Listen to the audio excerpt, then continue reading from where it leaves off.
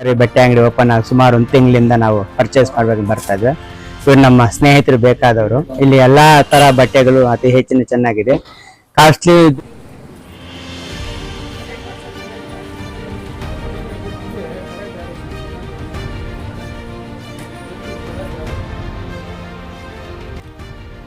ಚಿಂತಾಮಣಿ ತಾಲೂಕಾ ಕನ್ನಡ ಸಾಹಿತ್ಯ ಪರಿಷತ್ತಿನ ನೂತನ ಅಧ್ಯಕ್ಷರಾಗಿ ಎನ್.ವಿ. ಶ್ರೀನಿವಾಸನ್ ಆಯ್ಕೆ. ಚಿಂತಾಮಣಿ ತಾಲೂಕು ಕನ್ನಡ ಸಾಹಿತ್ಯ ಪರಿಷತ್ತಿನ ನೂತನ ಅಧ್ಯಕ್ಷರನ್ನಾಗಿ ನಂಬಿಹಳ್ಳಿ ಗ್ರಾಮದ ಕೆ. ವೆಂಕಟರಮಣಪ್ಪ ಅವರ ಮಗ ಎನ್.ವಿ. ಶ್ರೀನಿವಾಸನ್ ಅವರನ್ನ ಆಯ್ಕೆ ಮಾಡಲಾಗಿದೆ. ನಗರದ ಸರ್ಕಾರಿ ನೌಕರರ ಭವನದಲ್ಲಿ ಚಿಕ್ಕಬಳ್ಳಾಪುರ ಜಿಲ್ಲಾ ಕನ್ನಡ ಸಾಹಿತ್ಯ ಪರಿಷತ್ತಿನ ಅಧ್ಯಕ್ಷರಾದ ಡಾಕ್ಟರ್ ಕೋಡಿ ರಂಗಪ್ಪನವರ ಅಧ್ಯಕ್ಷತೆಯಲ್ಲಿ ಕನ್ನಡ ಸಾಹಿತ್ಯ ಪರಿಷತ್ತಿನ ಅಜೀವ ಸದಸ್ಯರ ಸಭೆಯನ್ನ ನಡೆಸಲಾಯಿತು. ಈ ಹಿಂದೆ ಅಧ್ಯಕ್ಷರಾಗಿದ್ದ ಎಂ.ಎ. ಪ್ರಕಾಶ್ ಅವರು ವೈಯಕ್ತಿಕ ಕಾರಣಗಳಿಂದ ತಮ್ಮ ಸ್ಥಾನಕ್ಕೆ ರಾಜೀನಾಮೆ ನೀಡಿದ್ದ ಕಾರಣದಿಂದಾಗಿ ನೂತನ ಅಧ್ಯಕ್ಷರನ್ನ ಆಯ್ಕೆ ಮಾಡುವ ಕುರಿತು ಸಭೆಯಲ್ಲಿ ಚರ್ಚಿಸಲಾಯಿತು. ಚಿಂತಾಮಣಿ ನಗರದ ಸರ್ಕಾರಿ ಬಾಲಕಿಯರ ಪ್ರೌಢಶಾಲೆಯಲ್ಲಿ ಕನ್ನಡ ಭಾಷಾ ಶಿಕ್ಷಕರಾಗಿ ಕಾರ್ಯನಿರ್ವಹಿಸಿ ಇತ್ತೀಚೆಗೆ ನಿವೃತ್ತಿ ಹೊಂದಿದ ಎನ್.ವಿ. ಶ್ರೀನಿವಾಸನ್ ಅವರ ಹೆಸರನ್ನ ಗಂಗುಲಪ್ಪನವರು ಅಧ್ಯಕ್ಷ ಸ್ಥಾನಕ್ಕೆ ಸೂಚಿಸಿದರು. ಆರ್. ಮಂಜುನಾಥ್ ಅನುಮೋದಿಸಿದರು. ಸರ್ವ ಸದಸ್ಯರು ಇದಕ್ಕೆ ಸಮ್ಮತಿ ನೀಡಿದರು. ನಂತರ ಜಿಲ್ಲಾಧ್ಯಕ್ಷರಾದ ಡಾಕ್ಟರ್ ಕೋಡಿ ರಂಗಪ್ಪನವರು ಎನ್.ವಿ. ಶ್ರೀನಿವಾಸನ್ ಅವರನ್ನ ತಾಲೂಕು ಕನ್ನಡ ಸಾಹಿತ್ಯ ಪರಿಷತ್ ಅಧ್ಯಕ್ಷರನ್ನಾಗಿ ಆಯ್ಕೆ ಮಾಡಲಾಗಿದೆ ಎಂದು ಅಧಿಕೃತವಾಗಿ ಘೋಷಿಸಿದರು. ನೂತನ ಅಧ್ಯಕ್ಷರಿಗೆ ಅಭಿನಂದನೆ ಸಲ್ಲಿಸಿದರು. ನಂತರ ನೂತನ ಅಧ್ಯಕ್ಷರಾಗಿ ಆಯ್ಕೆಗೊಂಡ ಎನ್.ವಿ. ಶ್ರೀನಿವಾಸ್ ಅವರು ಮಾತನಾಡಿ, ತಮ್ಮೆಲ್ಲರ ಸಹಕಾರದೊಂದಿಗೆ ನನ್ನ ಅವಧಿಯಲ್ಲಿ ಅವಿಭಾಜಿತ ಕೋಲಾರ ಜಿಲ್ಲೆಯಲ್ಲಿ ಚಿಂತಾಮಣಿ ತಾಲೂಕಿನಲ್ಲಿ ಕನ್ನಡ ಪರ ಕಾರ್ಯಕ್ರಮಗಳು ಚೆನ್ನಾಗಿ ನಡೆಯುತ್ತಿವೆ ಎಂಬುದನ್ನು ತೋರಿಸಲು ಪ್ರಾಮಾಣಿಕ ಪ್ರಯತ್ನ ನಡೆಸುವುದಾಗಿ, ಇದಕ್ಕೆ ಕನ್ನಡ ಪರ ಸಂಘಟನೆಗಳ, ಇತರ ಸಂಘ ಸಂಸ್ಥೆಗಳ, ಕವಿಗಳ, ಸಾಹಿತಿಗಳ ಹಾಗೂ ಕಲಾವಿದರ, ಕನ್ನಡ ಅಭಿಮಾನಿಗಳ ಸಲಹೆ, ಸೂಚನೆ, ಸಹಕಾರಗಳನ್ನು ಪಡೆದು ತನ್ನ ಜವಾಬ್ದಾರಿಯನ್ನ ನಿರ್ವಹಿಸುತ್ತೇನೆಂದು ನುಡಿದರು. ತನ್ನನ್ನು ಸರ್ವಾನುಮತದಿಂದ ಆಯ್ಕೆ ಮಾಡಿದ ಎಲ್ಲರಿಗೂ ಕೃತಜ್ಞತೆಗಳನ್ನು ಸಲ್ಲಿಸಿದರು. ಈ ಸಭೆಯಲ್ಲಿ ಜಿಲ್ಲಾ ಸಮಿತಿಯ ಚನ್ನಮಲ್ಲಿಕಾರ್ಜುನಯ್ಯ, ಯಲುವಳ್ಳಿ ಸೊನ್ನೇಗೌಡ, ಚಂದ್ರಶೇಖರ್, ಮುನಿ ನಾರಾಯಣಪ್ಪ, ಚಿಂತಾಮಣಿ ತಾಲೂಕು ಸರ್ಕಾರಿ ನೌಕರರ ಸಂಘದ ಅಧ್ಯಕ್ಷರಾದ ಡಾಕ್ಟರ್ ಮುನಿರೆಡ್ಡಿ, ಕಾರ್ಯದರ್ಶಿ ಸಿ. ಮಂಜುನಾಥ್, ಪ್ರೌಢಶಾಲಾ ಸಹಶಿಕ್ಷಕರ ಸಂಘದ ತಾಲೂಕಾ ಅಧ್ಯಕ್ಷರಾದ ಆರ್. ಮಂಜುನಾಥ್, ಪ್ರಾಥಮಿಕ ಶಾಲಾ ಶಿಕ್ಷಕರ ಸಂಘದ ಜಿಲ್ಲಾ ಪ್ರಧಾನ ಕಾರ್ಯದರ್ಶಿಗಳಾದ ಅಶೋಕ್ ಕುಮಾರ್, ತಾಲೂಕು ಅಧ್ಯಕ್ಷರಾದ ಕೆ. ರವಣಪ್ಪ, ಗೌರವಾಧ್ಯಕ್ಷರಾದ ಕೆ.ಎಂ. ಸಿದ್ದಪ್ಪ, ಅಖಿಲ ಭಾರತ ಕನ್ನಡ ಸಾಹಿತ್ಯ ಪರಿಷತ್ತಿನ ಜಿಲ್ಲಾಧ್ಯಕ್ಷರಾದ ಕಾಗತಿ ವಿ. ವೆಂಕಟರತ್ನಂ, ಕರ್ನಾಟಕ ಜಾನಪದ ಪರಿಷತ್ತಿನ ತಾಲೂಕು ಅಧ್ಯಕ್ಷರಾದ ಲೀಲಾ ಲಕ್ಷ್ಮೀನಾರಾಯಣ್, ಕನ್ನಡ ಭಾಷಾ ತಜ್ಞರಾದ ವೆಂಕಟೇಶ್ವರ ರಾವ್ ಸೇರಿದಂತೆ ಮುಂತಾದವರು ಉಪಸ್ಥಿತರಿದ್ದರು. ಭಯ ಆಯಿತು. ತಕ್ಷಣಕ್ಕೆ ನನಗೆ ಒಂದ್ ಕಡೆ ಸಂತೋಷ ಆಯಿತು, ಒಂದ್ ಕಡೆ ಭಯನೂ ಆಯಿತು.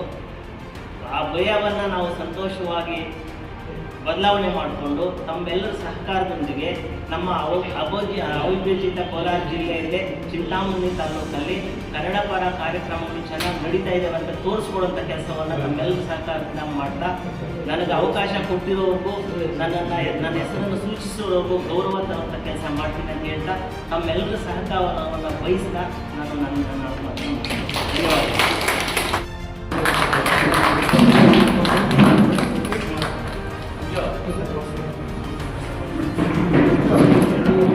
ಎಲ್ಲಿ ಗಂಗ್ಲಪ್ ಸರ್ ಬಂದು ಒಟ್ಟು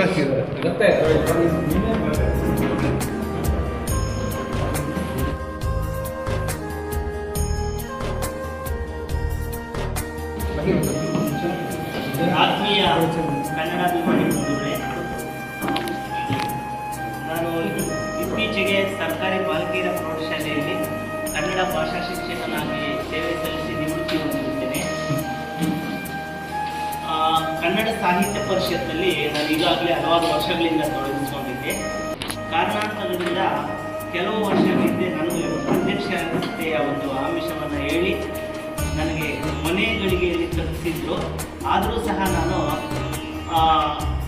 ಡಿ.ವಿ.ಜಿ ಅವರು ಹೇಳಿದಾಗೆ ಇರುವ ಭಾಗ್ಯವನ್ನೆಂದು ಬಾರ ನೆಮ್ಮದನ್ನು ಬಿಡು, ಅರುಷಕ್ಕಿದೆ ದಾರಿ ಅಂತ ಡಿ.ವಿ.ಜಿ ಅವರು ಹೇಗೆ ಹೇಳಿದರು ಅದನ್ನು ಪಾಲಿಸ್ತಾ ಸುಮಾರು ಒಂದು 20 ವರ್ಷಗಳ ಹಿಂದೆ ನಾವು ನಮ್ಮ ಮನೆ ಮುಂದೆನೇ ಒಂದು ಭಾಗೀರಥಿ ಮೇಡಮ್ ಅಂತಿದ್ರು.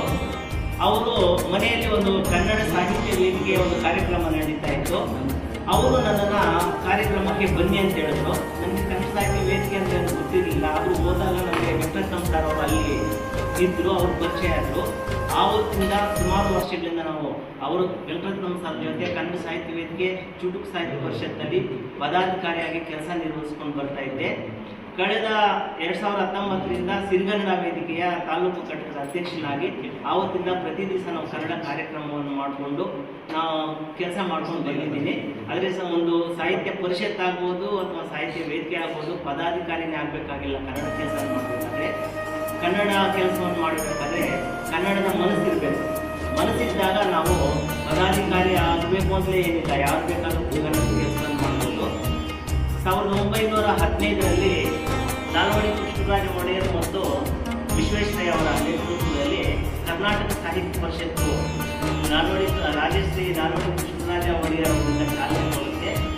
ತದನಂತರ 1935ರಲ್ಲಿ ಕನ್ನಡ ಸಾಹಿತ್ಯ ಪರಿಷತ್ತು ಅಂತ ಹೆಸರನ್ನು ಬದಲಾವಣೆ ಕೊಡ್ತಾರೆ.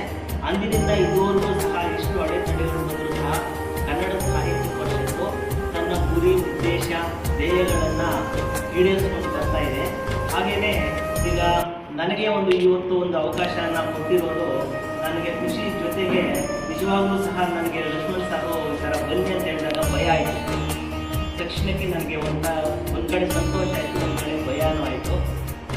ಆ ಭಯವನ್ನು ನಾವು ಸಂತೋಷವಾಗಿ ಬದಲಾವಣೆ ಮಾಡಿಕೊಂಡು ತಮ್ಮೆಲ್ಲರ ಸಹಕಾರದೊಂದಿಗೆ ನಮ್ಮ ಅವಿಭಜಿತ ಕೋಲಾರ ಜಿಲ್ಲೆಯಲ್ಲಿ ಚಿಂತಾಮಣಿ ತಾಲೂಕಲ್ಲಿ ಕನ್ನಡ ಪರ ಕಾರ್ಯಕ್ರಮಗಳು ಚೆನ್ನಾಗಿ ನಡೀತಾ ಇದ್ದಾವೆ ಅಂತ ತೋರಿಸ್ಕೊಡುವಂಥ ಕೆಲಸವನ್ನು ನಮ್ಮೆಲ್ಲರ ಸಹಕಾರದಿಂದ ಮಾಡ್ತಾ, ನನಗೆ ಅವಕಾಶ ಕೊಟ್ಟಿರೋರ್ಗೂ ನನ್ನ ಹೆಸರನ್ನು ಸೂಚಿಸಿರೋರ್ಗೂ ಗೌರವ ತರುವಂಥ ಕೆಲಸ ಮಾಡ್ತೀನಿ ಅಂತ ಹೇಳ್ತಾ ತಮ್ಮೆಲ್ಲರ ಸಹಕಾರವನ್ನು ಬಯಸ್ತಾ ನಾನು ಧನ್ಯವಾದ.